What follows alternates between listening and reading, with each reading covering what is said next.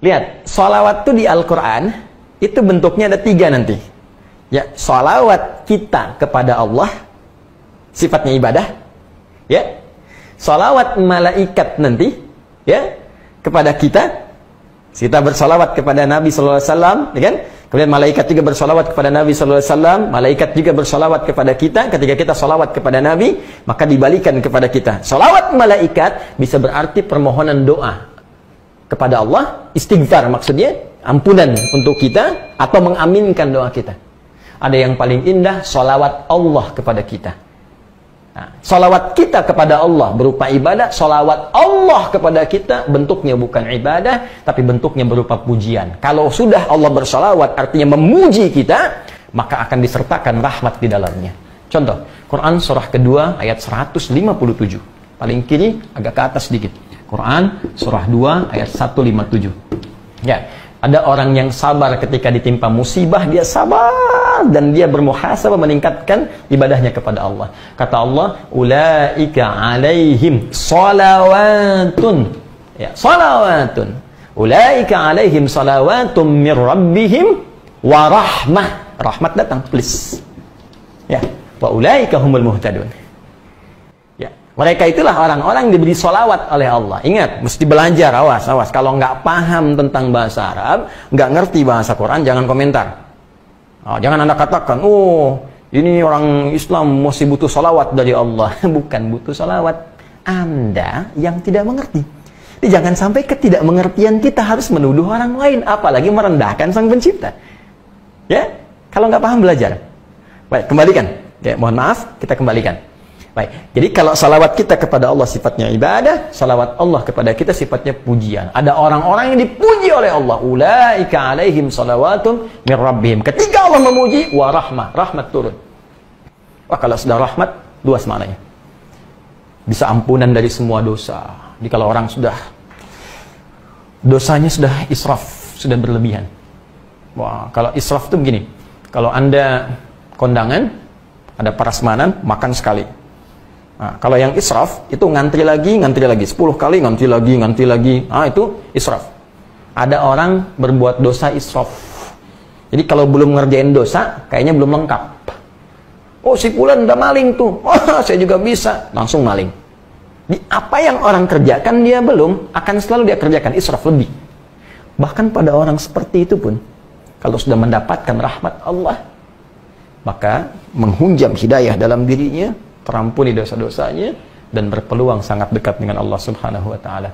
Karena itulah ketika Allah ingin mengampuni dosa orang israf, yang disampaikan bukan kalimat ghafir seperti Quran surah Mu'min ayat ketiga itu, bukan ghafar seperti Nuh ayat 10 itu, bukan ghafur, tapi kalimatnya rahmah dengan sifat rahimnya. Quran surah 39 ayat 53. Qul ya ibadiyalladzina asrafu ala anfusihim. Katakan Muhammad SAW pada hamba-hambaku yang israf dalam dosanya. La taqnatu min rahmatillah. Ya, rahmat. Rahmat bersanding dengan kemudahan rizki. Rahmat bersanding dengan ketenangan jiwa. Rahmat bersanding dengan ampunan. Rahmat bersanding dengan kebahagiaan. Jadi kalau orang sudah dipuji oleh Allah, maka terkumpul rahmat dalam dirinya. Siapa di antara mereka?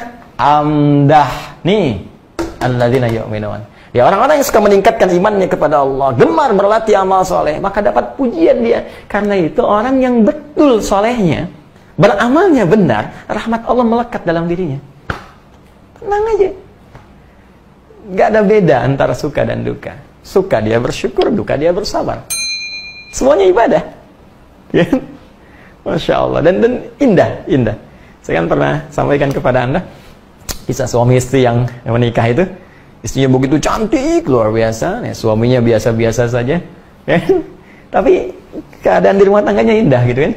Satu kali istrinya dandan, ya, Masya Allah, cantik, rapi, luar biasa. Terus suami kemudian tiba-tiba melihat, wajah tak berpaling, mata tak berkedip. Istri bertanya, Zauji ma bika, sayang, kenapa kamu?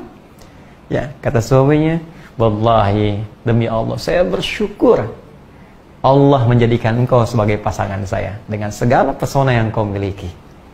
Masya Allah. Apa jawab istrinya? Alhamdulillah Zauji, ya kunna fil jannah. Alhamdulillah sayang, kita semua insya Allah akan ada di surga. Suami bingung, oh kok bisa begitu? Kata istrinya, kamu bersyukur dianugerahi Allah dengan pesona yang Allah titipkan kepadaku, aku bersabar dengan keadaan yang Allah titipkan darimu untukku. Tapi tidak ribut, nggak ada perang dunia ketiga, nggak ada lempar piring, yang terjadi malah ya satu kenikmatan sinergi yang sangat luar biasa. Itu kalau Allah sudah memberikan rahmat dalam kehidupan, apalagi di rumah tangga dan Anda butuh itu. Bukankah samara salah satunya rahmat? Ya, sakinah, mawaddah dan rahmat. Nih, Anda. Maka kalau ingin dipuji Allah, kuatkan iman. Kalau ingin disebut punya sifat orang takwa, kuatkan iman. Ya, kalau ingin ditetapkan oleh Allah, diinfokan nih orang-orang takwa, kuatkan iman. Maka kalau sudah Anda inginkan jadi seperti ini, mubtada, maka jadi pionir. Mubtada itu pionir di awal. Ya, selalu di awal. Ya, dan sifatnya ma'rifah. Ya, nggak boleh nakirah, nggak boleh umum, mesti khusus. Kecuali ada sesuatu yang menuntut mesti nakirah. Ya, dalilnya di Alfiyah Ibnu Malik, ya, la yajuzul ibtida'u bin nakirah ma lam tufid ka'inda Zaidin namirah. Ya, nggak boleh mubtada itu diawali dengan nakirah, kecuali ada sesuatu manfaat yang sifatnya masih didapatkan dari situ, nggak ada yang lainnya lagi. Jadi spesial, khusus. Maka maksudnya jadilah orang spesial, jadi pionir. Kalau disampaikan sekarang, cepat lakukan sekarang. Cepat tingkatkan iman, itu maksudnya. Nah, ini baru satu kalimat yang kita i'rab, belum yang ini, belum yang lainnya. Jadi satu-satu. Nah, sekarang kalau kita ingin mulai, bagaimana caranya? Wa yuqimunas shalah, tunaikan sholat. Kemarin kita berhenti di pembahasan apakah setiap orang sholat mendapatkan kemuliaan yang dimaksudkan? Belum tentu, kecuali seperti sholat yang diinginkan oleh Al-Quran dan dicontohkan oleh Rasulullah SAW.